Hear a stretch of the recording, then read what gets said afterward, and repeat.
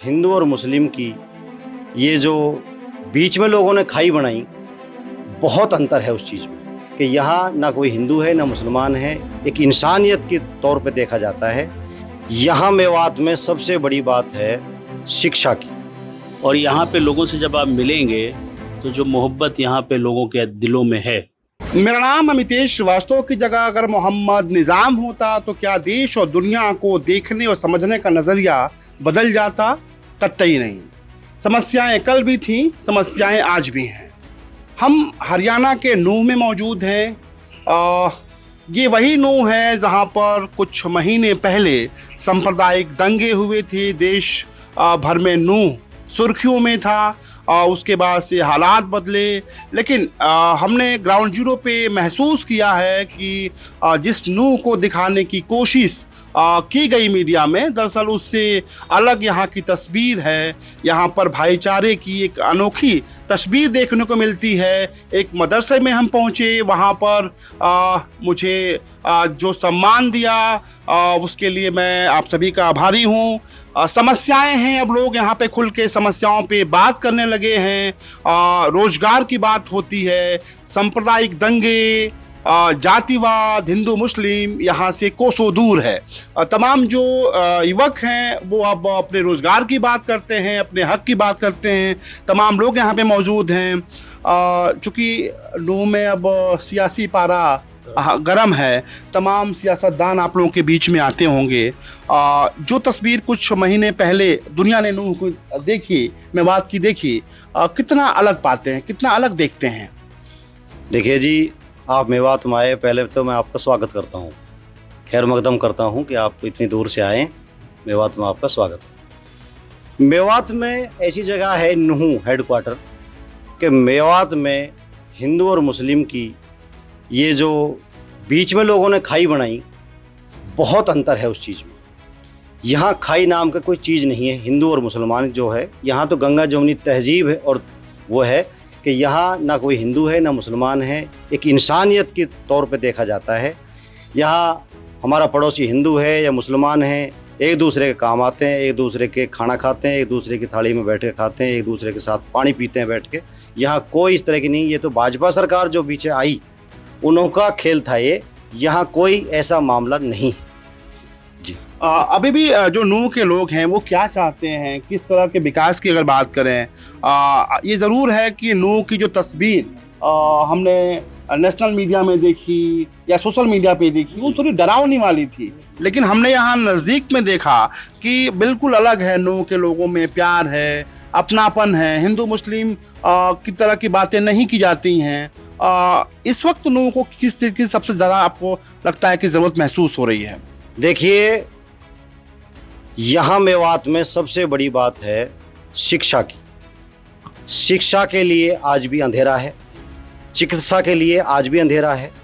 कोई यूनिवर्सिटी नहीं, कोई इदारा नहीं, कोई हॉस्पिटल बनी है तो 700 साढ़े 700 करोड़ की, तो वो आज रेफरल हॉस्पिटल बन चुकी है।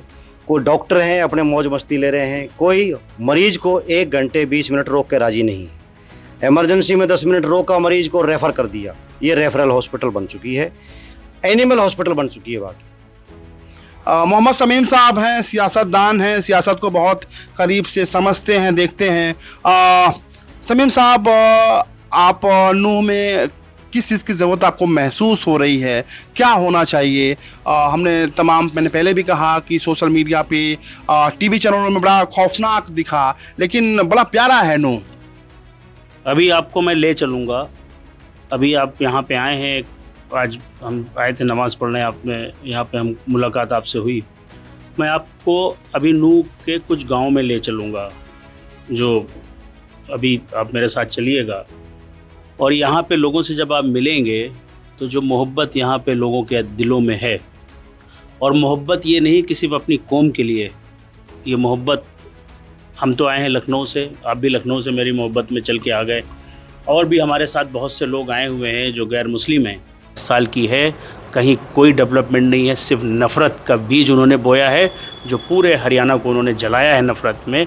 अब वक्त आ गया है, हरियाणा का एक एक बच्चा इस सरकार को विदाई करने के लिए बैठा हुआ है कि 8 तारीख 8 तारीख को वोट पड़े और इनकी विदाई तय है। 5 तारीख को वोट पड़ेगा, 8 तारीख को गिनती होगी।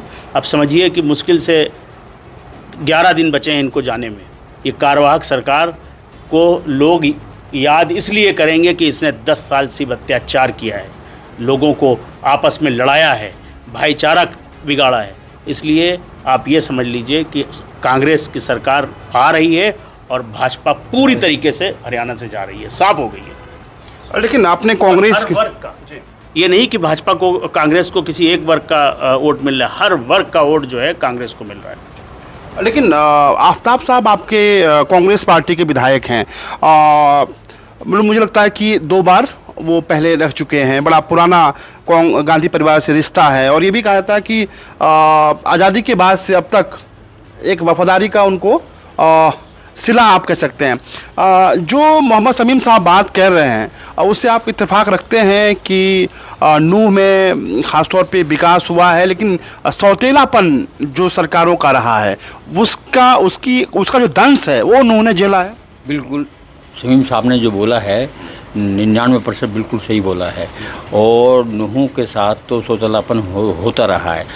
बीजेपी ने जो गवर्नमेंट चल रही है इसने तो इतना हद पार कर दी। इसने तो इससे दुश्मनी भी जो 31 का जो दंगा हुआ था ये बीजेपी की साजिश थी, और स्टेटों में इलेक्शन होने थे, यहाँ झगड़ा कराना था इन्होंने। और यहाँ के बिल्कुल शरीफ लोग हैं, इनको नाजायज़ इस्तेमाल किया गया, इनके मकान गिरे गए, इनकी दुकानें गिरी, इनको पता भी नहीं था। हम लोगों को तो पता भी शाम को 5 बजे लगा कि यहाँ हुआ है।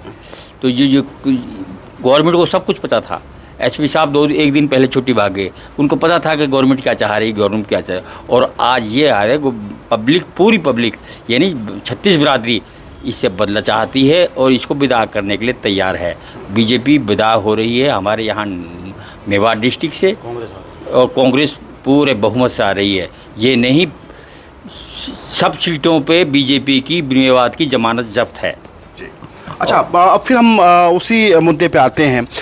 जो तस्वीर दुनिया को दिखाई गई इलेक्ट्रॉनिक मीडिया में, अखबारों में, सोशल मीडिया पे, उस तस्वीर को देखने के बाद से लोगों का दूर जो बैठे हैं नूह से, मेवात से, उनका नज़रिया आप मानते हैं कि बदला गया साल, जबकि हकीकत कुछ और है?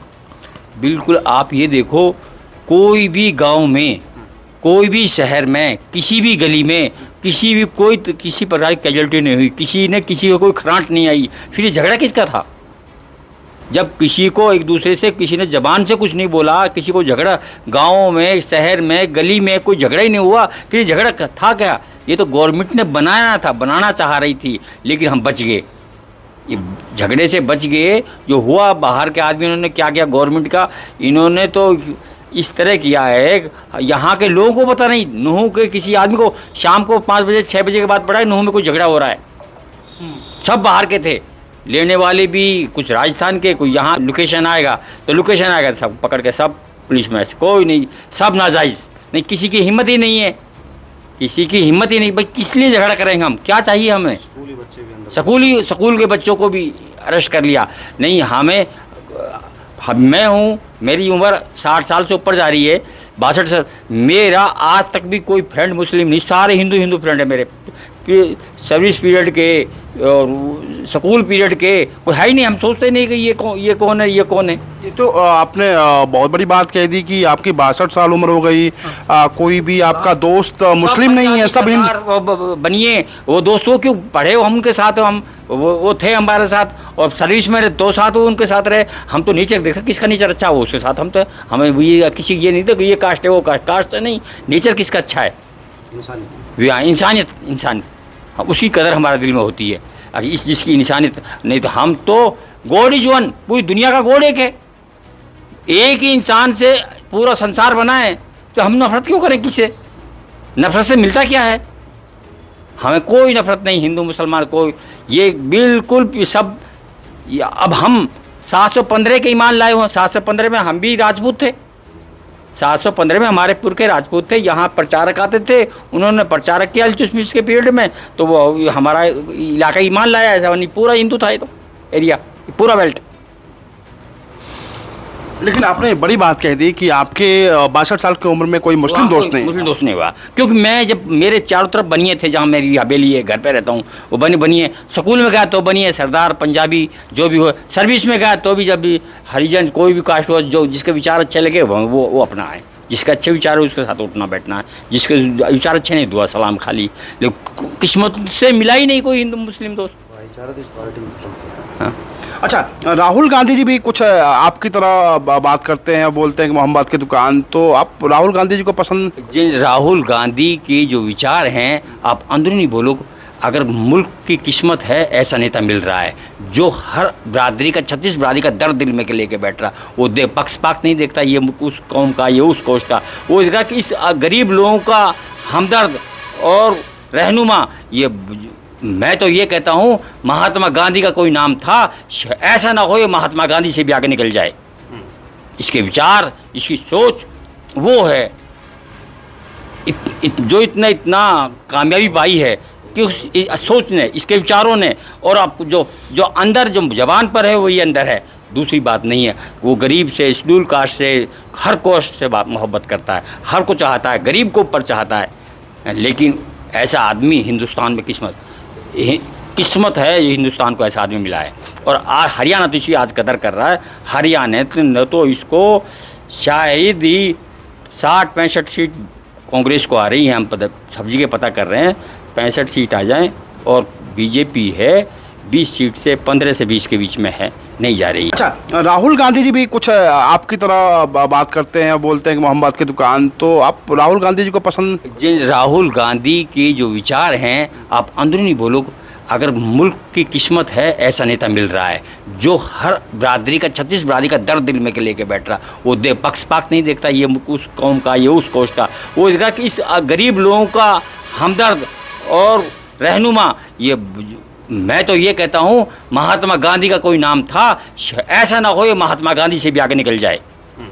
इसके विचार, इसकी सोच वो है जो इतना कामयाबी पाई है कि उस सोच ने, इसके विचारों ने, और आपको जो अंदर जो जबान पर है वही अंदर है, दूसरी बात नहीं है। वो गरीब से, शेड्यूल कास्ट से, हर कोस्ट से मोहब्बत करता है, हर को चाहता है, गरीब को ऊपर चाहता है। लेकिन ऐसा आदमी हिंदुस्तान में किस्मत है, ये हिंदुस्तान को ऐसा आदमी मिला है।